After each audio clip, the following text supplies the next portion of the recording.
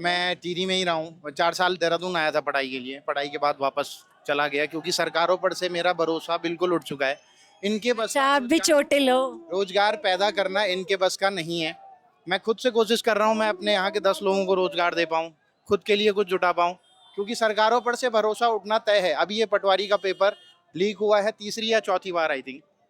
तो ये जो बेरोजगारी का जो मुद्दा है, ये चंद इन युवाओं का मुद्दा नहीं है, ये मुद्दा है राज्य के हर एक युवा का। क्योंकि मैं देखता हूँ कि गांव से सुनने में आता है कोई शहर नौकरी करने गया है और देहरादून के अंदर मिनिमम वेजेस का रूल मैम बिल्कुल फॉलो नहीं होता है। कोई 6,000 पे नौकरी कर रहा है, कोई 9,000 पे नौकरी कर रहा है। पेट्रोल पंप्स, कॉरपोरेट सब दलाली कर रहे हैं सरकारों की, पैसा वहां खिला रहे हैं, एम्प्लॉयज से काम करा रहे हैं। मिनिमम वेजेस रूल अप्लाई करने की भी एक मांग उठनी चाहिए मैम, क्योंकि यहाँ पे जो युवा हैं वो सरकारी नौकरी के लिए लड़ रहे हैं, लेकिन इनका जो आंदोलन है ये वो तब बड़ा होगा जब इसमें मिनिमम वेजेस के लिए लोग जुड़ेंगे कि 18,000 एटलीस्ट जो गवर्नमेंट ने फिक्स किया है वो तो एटलीस्ट अप्लाई हो।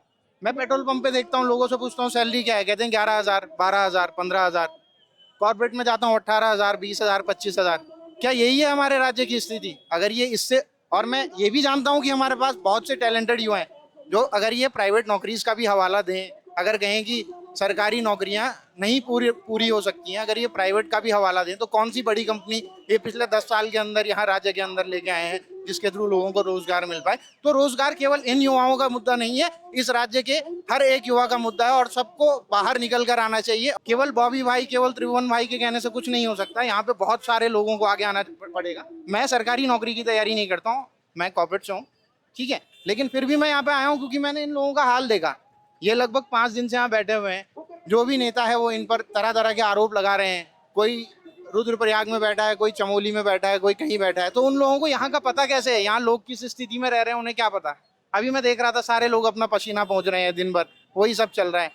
लेकिन उन लोगों के लिए इन पर आरोप लगाना आसान है, क्या उन पर आरोप नहीं लगने चाहिए? क्या सीबीआई जांच की मांग केवल यहाँ पे नौकरी के लिए उठी है? वहां पर केशव थलवाल भाई की मैं बात करूंगा, उनके लिए भी सीबीआई जांच और नार्को टैक्स की मांग वो कर रहे हैं। क्यों गवर्नमेंट हर एक उत्तराखंड का जो जनता है उनके द्वारा उठाई हुई मांगों को नकार रही है, हर बार अपने ऊपर लांछन बता रही है? और सरकार की कामयाबी पे ऊपर अगर हम बात करें तो वो हम देख चुके हैं कि पिछले कुछ समय से क्या क्या सरकार ने किया है और क्या क्या सरकार कर पाई है। हम लोग सब जानते हैं, हम पढ़े लिखे हुए लोग हैं, हम कोई अनपढ़ नहीं है। अब उत्तराखंड की जनता भी ऐसी नहीं रह गई है कि उन्हें केवल नोट या फिर शराब के नाम पर खरीदा जा सके। ये सरकारों को समझना होगा और बस इसी के साथ में